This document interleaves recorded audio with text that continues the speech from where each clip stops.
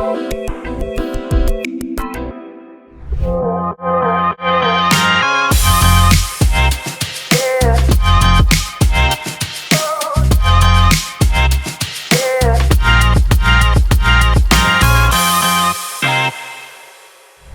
करेंगे एक एक कर कर सारे प्लैनेट्स को समझेंगे कि अगर लगन में शनि बैठ जाए तो क्या होता है, लगन में मार्स बैठ जाए तो नेचर कैसा, एफर्ट्स कैसे, अगर लगन में बुध बैठे तो क्या होगा। इस पूरी दुनिया में जितने भी लोग बहुत सफल हुए हैं उन्होंने अपने लग्न का काम किया है। अगर कोई भी व्यक्ति अपने लग्न से जुड़कर उपाय करता है, लग्न से जुड़कर रेमेडी करता है, उस व्यक्ति का जीवन उतना सरल, उतना भाग्यशाली, उतना लकी हो जाता है। जैसे कि 10th हाउस हमारा करियर होता है और सुख भाव 4 होता है, तो अगर हम 10th हाउस से 4 आगे चलेंगे तो करियर का सुख। इस कुंडली में ये जो पहला हाउस है, ये जो पहला डब्बा है या ये जो सेंटर वाला डब्बा है, इसी को हम लग्न कहते हैं, इसी को हम इंग्लिश में असेंडेंट कहते हैं, इसी को हम फर्स्ट हाउस भी बोलते हैं। तो सारी चीज़ें इसी के अराउंड घूमती रहती हैं। इसलिए आप में से कई लोगों की कुंडली में एएस लिखा हुआ मिलेगा। एएस का मतलब है असेंडेंट इंग्लिश में। ये कोई प्लैनेट नहीं होता, कई बार लोग जब एस्ट्रोलॉजी सीख रहे होते हैं तो कंफ्यूज हो जाते हैं। तो एएस मतलब असेंडेंट। कई कुंडलियों में, कई सॉफ्टवेयर में एलए भी लिख जाता है, लग्न का शॉर्ट फॉर्म एलए, और हिंदी की कुंडली है तो ला लिखा हुआ मिलेगा आपको। इनमें से कुछ हो सकता है आपको लिखा हुआ मिले, हो सकता है कुछ भी ना मिले लिखा हुआ, लेकिन यहाँ पर कोई राशि जरूर लिखी होगी। जैसे 7 नंबर लिखा है, 8 नंबर लिखा है, 9 नंबर लिखा है, 10 नंबर लिखा है, 12 नंबर लिखा है, 1 से लेकर 12 तक कोई ना कोई राशि लिखी होगी। और हो सकता है आप में से कई लोगों के लग्न में कोई प्लैनेट भी बैठा हो, जैसे सैटर्न बैठा है, सैटर्न के साथ मून बैठा है, या फिर कोई नहीं, सिर्फ एक ही प्लैनेट भी बैठ सकता है। कई लोगों के मैंने 4 प्लैनेट बैठे हुए भी देखे हैं, 4 प्लैनेट भी बैठ सकते हैं। तो आज मैं कोशिश करूंगा कि इस वीडियो को आगे इस तरह से बढ़ाऊं कि आपके कोई भी क्वेश्चंस हो, आपका लग्न कैसा भी हो, वो सब कुछ इसमें कवर हो जाए। जैसे कि कई लोगों का चार्ट ऐसा भी होगा कि जिसमें कोई भी प्लैनेट यहाँ पर नहीं बैठा है और वो बिल्कुल ब्लैंक है। अब ब्लैंक है तो इसका ये मतलब नहीं आपका लग्न खाली है या काम नहीं कर रहा है। तो अलग अलग तरह के सिनारियो बनते रहते हैं। शुरुआत करेंगे एक एक कर कर सारे प्लैनेट्स को समझेंगे कि अगर लग्न में शनि बैठ जाए तो क्या होता है, लगन में मार्स बैठ जाए तो नेचर कैसा, एफर्ट्स कैसे, अगर लगन में बुध बैठे तो क्या होगा।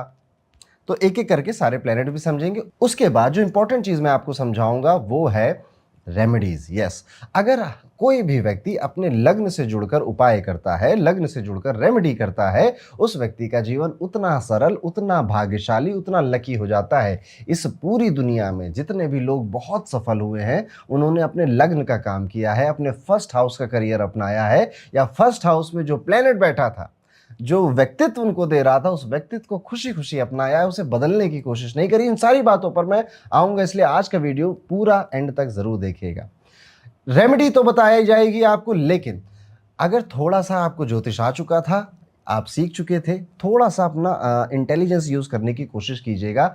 There is a good possibility कि आपके लग्न पर यानी कि फर्स्ट हाउस पे किसी एक प्लेनेट का असर ना हो, मल्टीपल प्लैनेट्स का असर हो। तो मैं सारे प्लैनेट्स की बातें बताऊंगा, शनि के लिए अलग, बुध के लिए अलग, लेकिन अगर इन दोनों का असर है तो इन दोनों की बातें आपसे रिलेट करेंगी। आप इन दोनों पर्सनालिटीज को मैच करोगे कि हाँ मैं ऐसा भी हूं और कभी कभी मैं ऐसा भी हूं।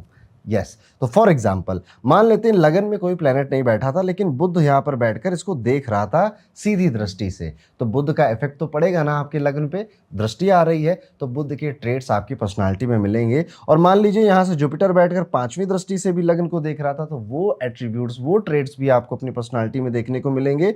और हो सकता था यहाँ पे सैटर्न खुद ही बैठा हो, तो ये 3 पर्सनालिटी एट्रीब्यूट्स आपको अपने अंदर देखने को मिल सकते हैं। आई थिंक मैंने अच्छी खासी इसकी भूमिका बना दी है आपके मन में। अब अपने कंटेंट पे या अपने मटेरियल पे सीधे जंप कर जाते हैं। देखिए, लग्न यानी कि फर्स्ट हाउस, ये रिप्रेजेंट क्या करता है, ये आपकी पर्सनालिटी है। आप कैसा सोचेंगे, कैसा दिखेंगे, आपके थॉट प्रोसेस क्या होने वाले हैं, आपको किस तरह के कपड़े पसंद है, और आपका नेचर है, आपका व्यक्तित्व। आप बहुत इमोशनल व्यक्ति हैं, स्पिरिचुअल हैं, या फिर आपको किसी से फर्क नहीं पड़ता, आपको मजे लेने हैं जिंदगी में, ज्यादा सीरियस नहीं लेना, या फिर सीरियस पर्सनालिटी है, थोड़े गंभीर व्यक्तित्व के हो आप, क्या है ये आपका नेचर भी बताएगा। सबसे इंपॉर्टेंट चीज लग्न जो बताता है वो है आपका करियर का सुख। यस, इसे बहुत कम लोग समझ पाते। जैसे कि 10th हाउस हमारा करियर होता है और सुख भाव 4 होता है, तो अगर हम 10th हाउस से 4 आगे चलेंगे तो करियर का सुख 4 होगा।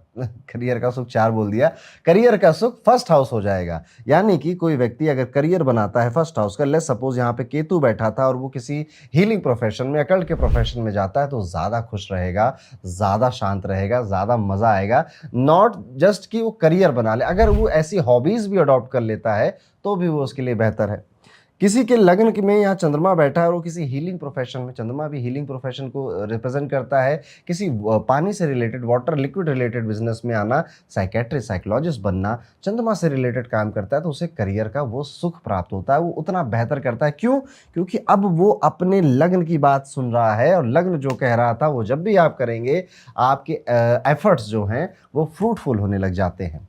ओके, सो लग्न में एफर्ट्स नजर आते हैं व्यक्तियों के, और जब इन एफर्ट्स को लोग सही तरीके से यूटिलाइज करते हैं, जो भी हम इस पूरे वीडियो में सीखेंगे कैसे आप कर सकते हो, तो काम बनता है, भाग्यशाली बनते हैं आप। अगर लग्न में चंद्रमा बैठ जाए तो क्या होगा? देखिए, चंद्रमा लग्न में बैठा है, आप भावुक होंगे, आप इमोशनल होंगे, आप सेंसिटिव नेचर के होंगे, आपको एक जगह टिकने में समस्या आएगी, आपको बार बार इधर से उधर बैठ जाता हूं, थोड़ा सा कुछ पड़ा है तो हाथों में खेल लेता हूं, नहीं तो कुछ, नहीं तो पार्क में टहलने चला जाता हूं, साइकिल चला लेता हूं, कुछ ना कुछ करते रहना है, क्योंकि चंद्रमा is the fastest moving planet in terms of astrology. वो 2 सवा 2 दिन में अपनी राशियां बदलता रहता है, तो हाईली मूवेबल पर्सनालिटी यहां पर आपको दे देता है। लेकिन चंद्रमा लगन में 16 कलाओं का मालिक बनाता है। यस, 16 कलाओं का मालिक है चंद्रमा। इसका अर्थ रियल लाइफ में ये होता है कि ऐसे लोग कई सारी चीज़ें जानते हैं, ये ट्रैवल के कई सारे हॉटस्पॉट्स भी जानते हैं, इन्हें अच्छी कार चलानी भी आती है, स्विमिंग करते हैं,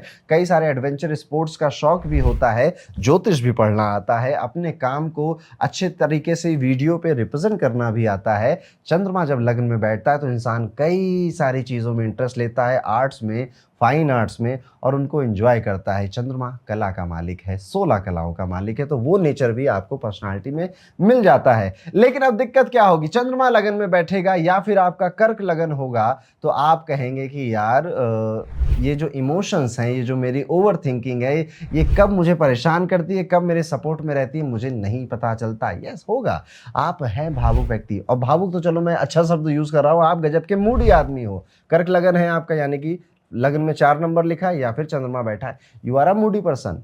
आप एंड मोमेंट पे बदल जाओगे, नहीं करना मुझे काम तो नहीं करना, ऐसा कर दोगे आप, और दुनिया को एक्सेप्ट करना पड़ेगा, क्योंकि इसका मूड बदला तो ये काम नहीं करेगा।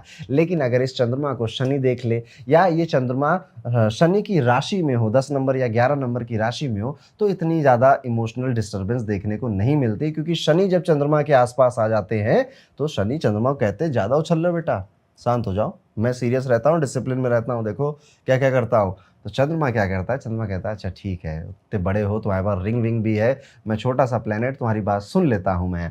तो चंद्रमा यहाँ पर सौम्य हो जाता है। लेकिन चंद्रमा जब लगन में बैठेगा, शनि आसपास आएगा, शनि की राशि आ जाएगी, शनि देख लेगा चंद्रमा को, तो हमेशा प्रेशर फील करते रहते हैं कि चीज़ें लेट हो रही हैं, चीज़ें लेट हो रही है, बहुत टाइम निकल गया, अब जल्दी आगे बढ़ना है। इस तरह का व्यक्तित्व ये आपको दे देता है। चंद्रमा लगन में बैठा है तो मैंने कहा इनके लिए घूमना फिरना, ट्रैवल करना, लोगों से मिलना, नई नई जगहों पे जाना एक्चुअली में बहुत इंपॉर्टेंट है। अगर आप चंद्रमा लगन है या कर्क लगन है और इसको घर में बैठा दो ना, इसको बहुत ज़्यादा फ्रस्ट्रेटिंग थॉट्स आने लग जाते हैं, इसको जीवन जीने का मन नहीं करता, क्योंकि देखिए लग्न आपकी अल्टीमेट हैप्पीनेस है।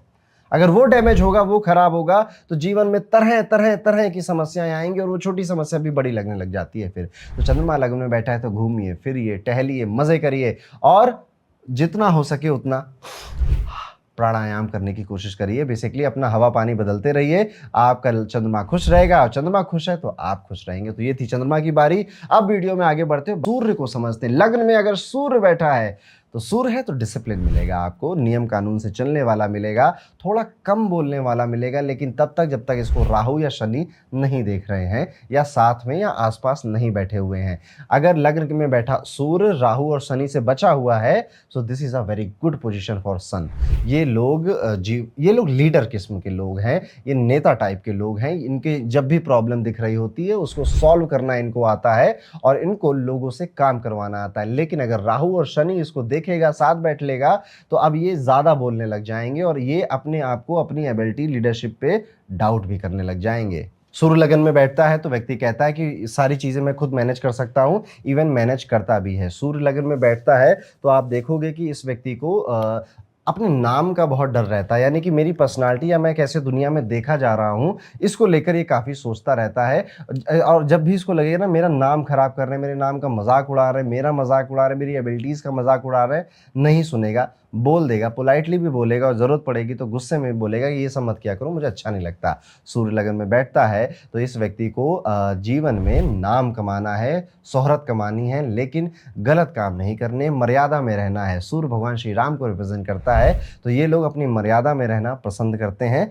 लेकिन वो राजा वाली जीवन, वो रॉयल लाइफ़स्टाइल वो भी इनको बहुत पसंद होती है। बस इसे राहु और शनि से बचना चाहिए। यहाँ पर इनके सामने दिख रही है, लग्न का मालिक अगर 5th हाउस में बैठा है तो क्या करना है, लग्न का मालिक अगर 8th हाउस में बैठा है तो क्या करना है, लग्न का मालिक अगर 12th हाउस में बैठा है तो क्या करना है। अगर आप इस रेमेडी को अपनाते हो तो जीवन और सरल और सुगम हो जाता है। और इसी के साथ ये वीडियो यहाँ पे खत्म होता है। थैंक यू सो मच इस वीडियो को देखने के लिए। वीडियो को लाइक जरूर करिए, चैनल सब्सक्राइब करिए। मिलता हूँ आपसे अगले वीडियो में, तब तक के लिए राधे राधे।